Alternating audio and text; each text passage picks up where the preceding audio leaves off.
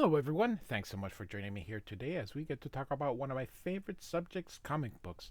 My name is Jose. I love comic books. I love talking about them. I love sharing them with you. Feel free to follow me on social media if you would like. Links are in the description below. Also posted a link to the Marvel fan site where there's plot synopsis and character bios for this issue.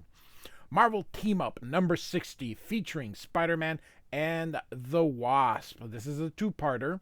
This is Chris Claremont and John Byrne before X-Men.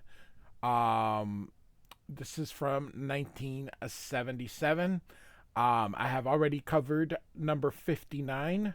So we're going to cover all of Claremont and Byrne's run on Marvel Team Up here. So we got this cover here. I already murdered Yellow Jacket. Now you two will be next to freeze and burn in the grip of Equinox, the thermodynamic man, says here on the cover. So nice. Even just putting the pencil here and the very nice cover. I do enjoy it. This cover, by the way, is by Al Milgrom. So during this time, John Byrne had no pull. He was sort of still learning the ropes here. You can see here, this isn't his style yet. I mean, it is his style at that time, but not what he will end up becoming here. So, Spidey and the Wasp together. Chris Claremont, author. That was fancy. He eventually, during the 70s, there was a lot of author. John Byrne, artist, but technically he's just the penciler with David Hunt as your inker. Archie Goodwin, rest in peace, is the editor. So, a matter of love and death. Listen to me, world. Equinox's triumph. Tonight I killed an Avenger. I killed Yellow Jacket. So, we got Spider-Man here looking on. You can start to see Byrne here, stuff that you'll see, the eyes. He always, Byrne has his quite the take here on faces here. So the Wasp, of course, with a tear ready to wipe it off her face here. And it's the 70s, so everybody, of course, smokes. Don't smoke, kids.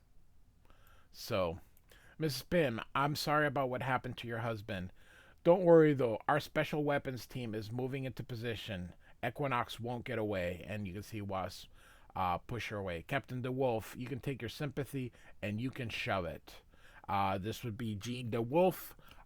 There's going to be a great Spider-Man storyline in the 80s during Peter David's run that is quite good. So I will eventually get to it, but I'm not there yet. So that animal incinerated the man I love, and if anyone's going to bring him to justice, it's going to be me.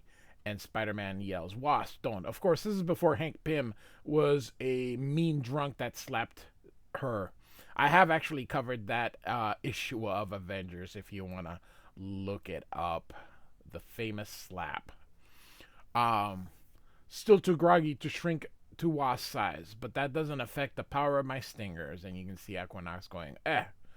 So he's both hot and cold, Iceman and the Human Torch at the same time. How touching, the little lady charging forward to avenge her murdered mate. Too bad you got more guts than powers, but if you're determined to live like your old man, Waspy, you can die like him as well here. And so you can see this fire behind. It's a kind of a muted green. I probably would have chosen a blue to make the fire stand up more.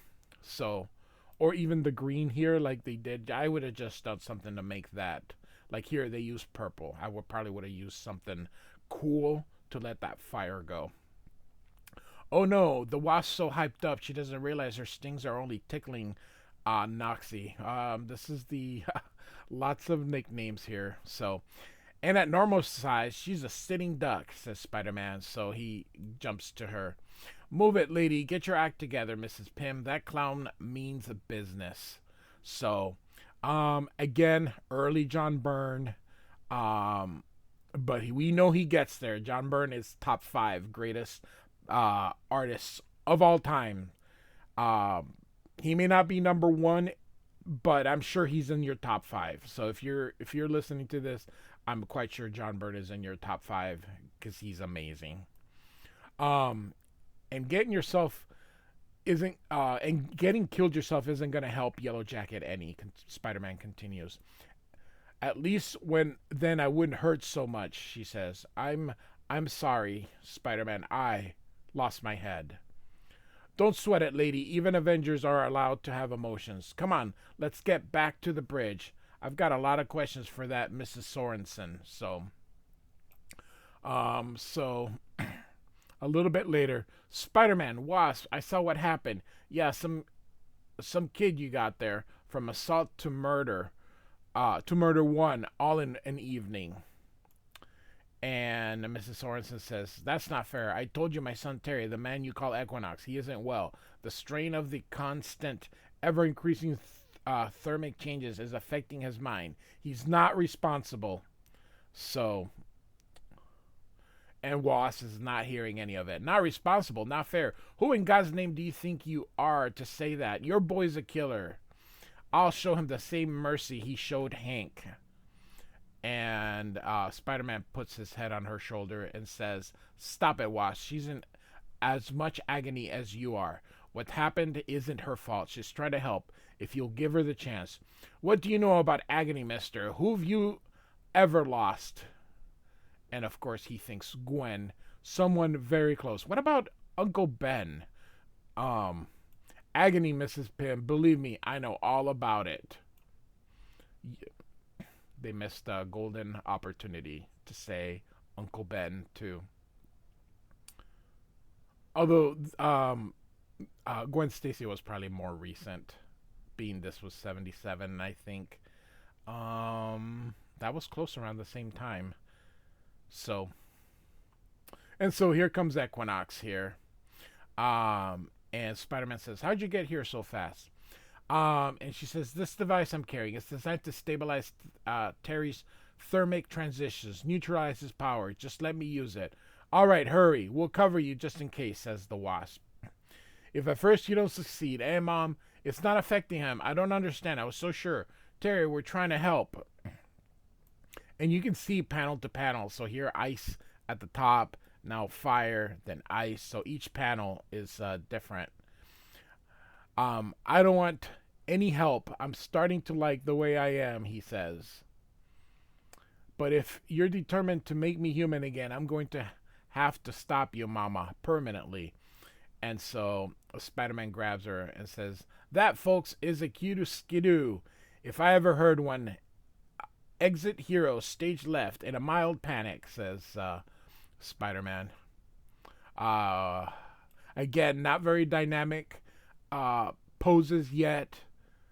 We all see where John Byrne is gonna eventually end up here, but that's just still not there.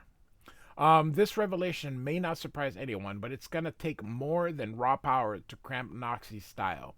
Thinking our way out of this mess looks like our best bet, says Spider-Man. And here comes the Wasp right next to him. "We won't get any help at the Avengers Mansion. Nobody's home, and the lab's being rebuilt. There's the Baxter Building, though. I think my Avengers ID can get us inside," says Wasp, and says, "Read the Guardians of the Galaxy while you can." So Guardians of the Galaxy, not what you're used to, not the movie version, just the older, different version had premiered around that time. So, lead on, little lady. But we've got precious little to go on. Care to fill in some of the gaps on the way, Mrs. Sorensen? Actually, Spider-Man, it's Dr. Sorensen. I head the Natural Science Division of Bard College. You're that Dr. Sorensen, lady. I'm impressed. Thank you, Spider-Man. My husband David was a physicist, specializing in thermodynamics. We had one child, a son, Terry, and we used to be very happy. But then the years passed and I became famous while David remained obscure. So I love how the baby's got hair over here, but not over here. He was a brilliant man, but his theories were too radical. No one would accept them, and the constant frustration ate away at him like a cancer. You can see him here slapping his wife. He had to take his pain out on someone. He chose me, and of course, the son is listening. I stood it for as long as I could for Terry's sake. Mostly, oh God, he's only 17, but I finally left David. He cursed me as I walked away. He drank a lot in those days, locked in his lab with a bottle of bourbon for company. Whatever he was drinking that night, I'll never know, just like I'll never know exactly what happened down there amid his jury-rigged computers and system consoles.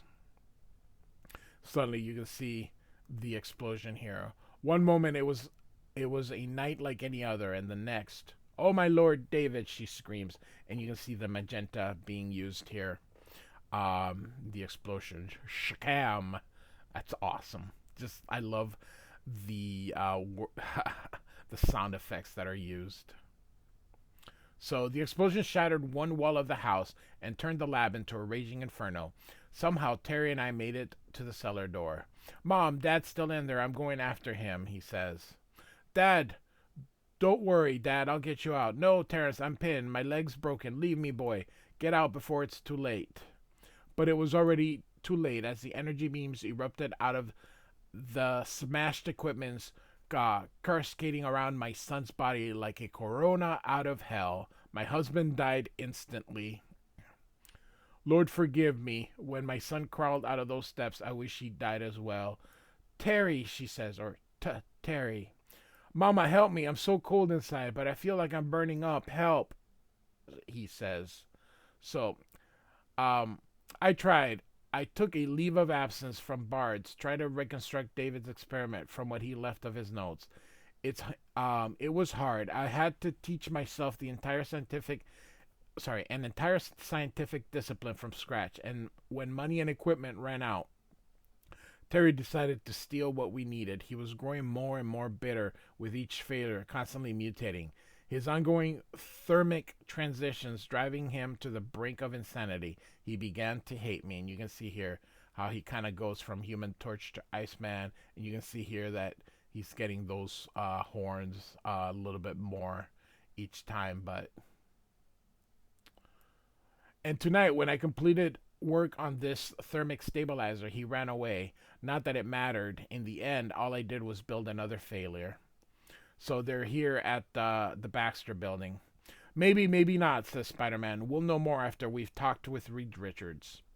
And so they walk in. What the? Welcome, FF Style. It's their automated security laser. Attention intruders, identify yourself. And Wasp says, relax, both of you. I'll handle this. And she takes out her ID. Wasp and two companions requesting entry to the FF lab area. This is an Avengers Code Omega situation. Priority Red 1.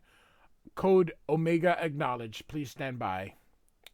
Identity confirmed. Wasp, you and your companions may enter. None of the Fantastic Four are in residence at this time. Of course not. They never are.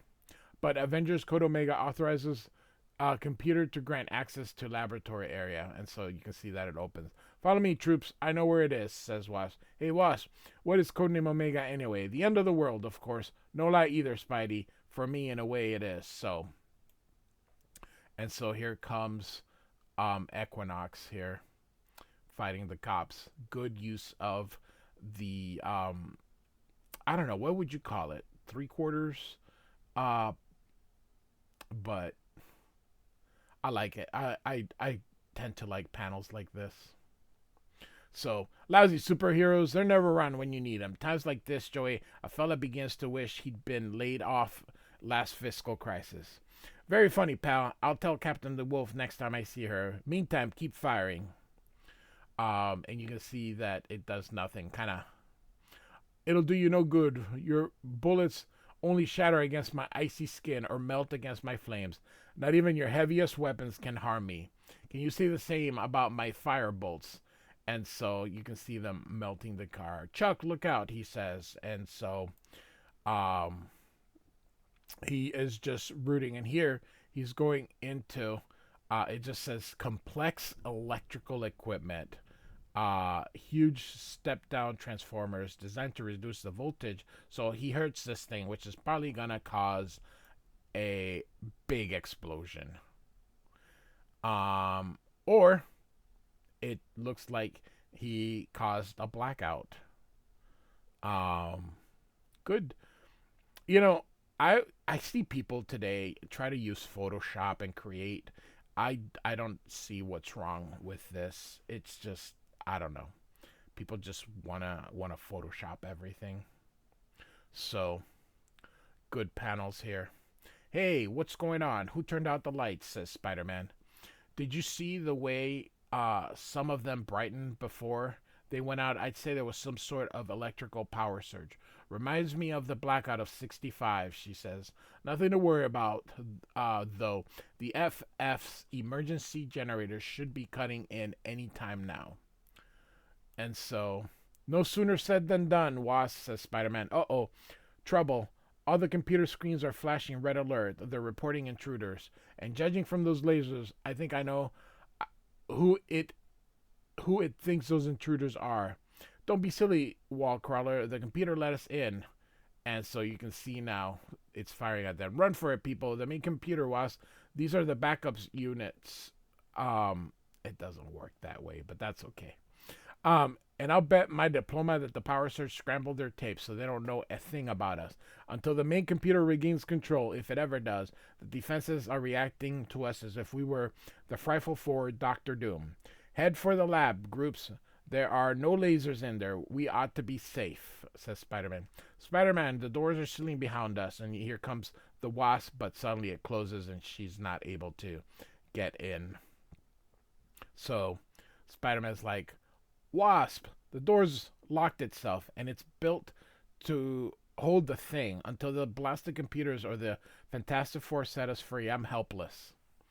Um, what are you talking about, Spider-Man? Says the doctor. This lab is like a dream come true. We have everything we need to try and find a cure for my son.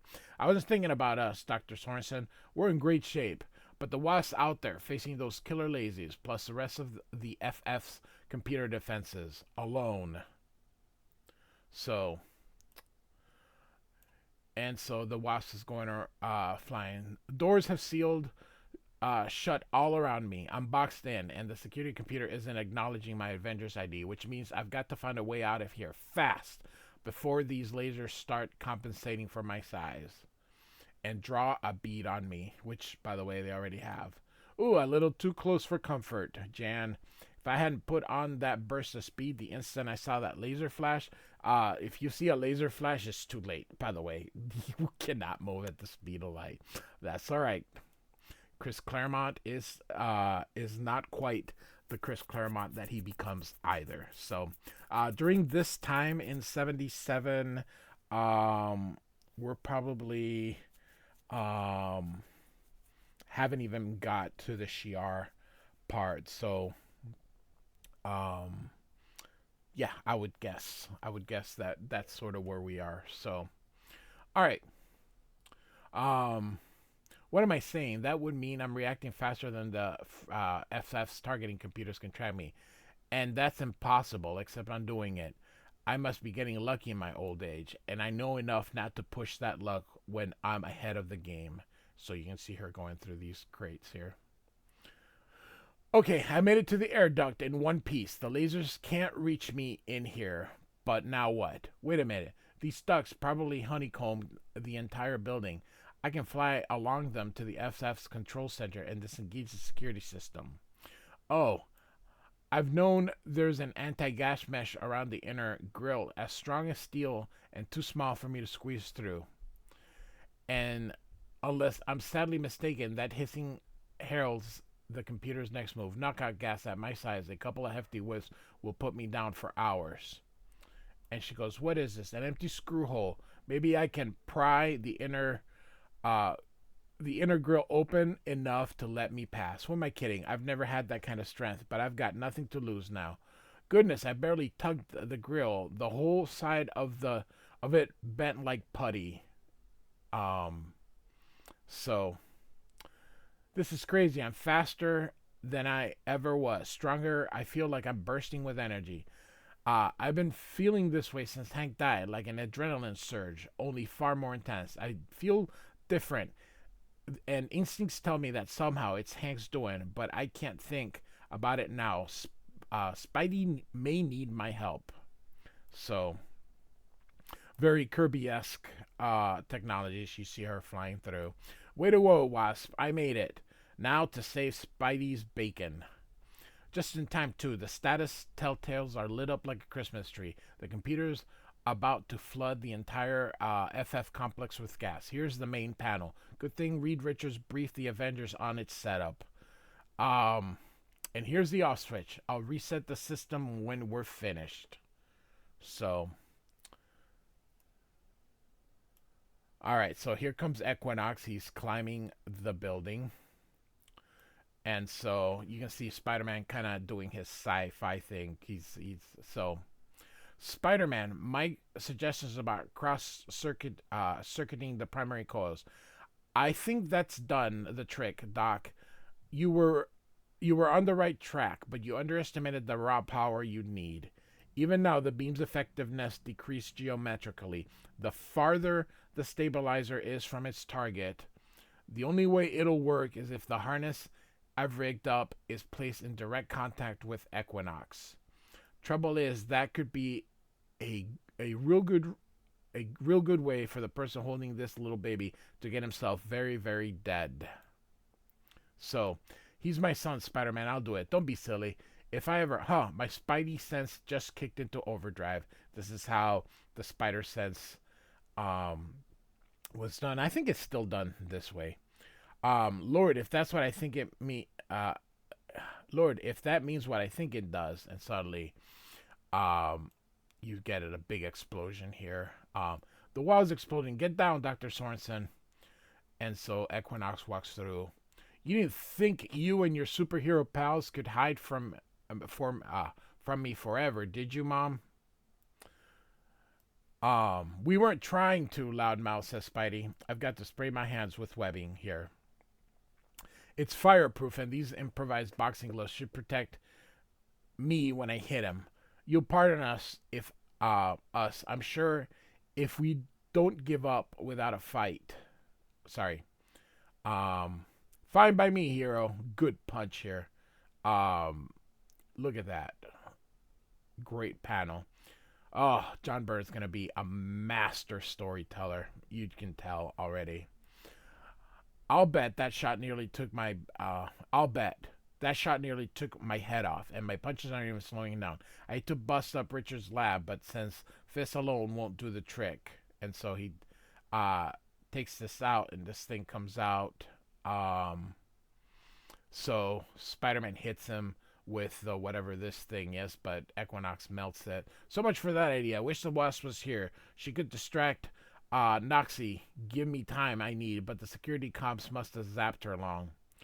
And suddenly he is grabbed here by his ice powers. I couldn't dodge in time. Noxie's pinned me in an ice straitjacket, Spider-Man says. That's right, insect, and I'm not giving you a chance to break loose. Spiders are not insects, by the way, but people didn't know that at that time. Off balance, can't brace myself. I'm shackled like this. I'm a sitting duck for Noxie's punches. Can't take much more of this. You're finished, Wallcrawler. Wrong, Equinox. You're finished. Who? He says. And Yellow Jacket, but that's impossible. I saw you burn. I killed you. And love this. If you say so, son. Very very cool. I absolutely love that.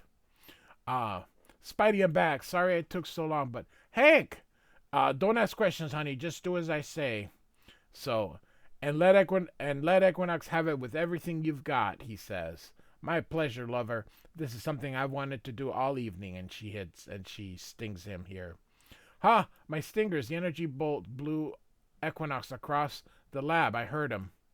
Happy birthday, hon. Don't worry, I'll explain everything later. Yellow Jacket, you're alive. Oh, thank heavens. But quickly, while my son's stunned, this thermic stabilizer will stop his rampage.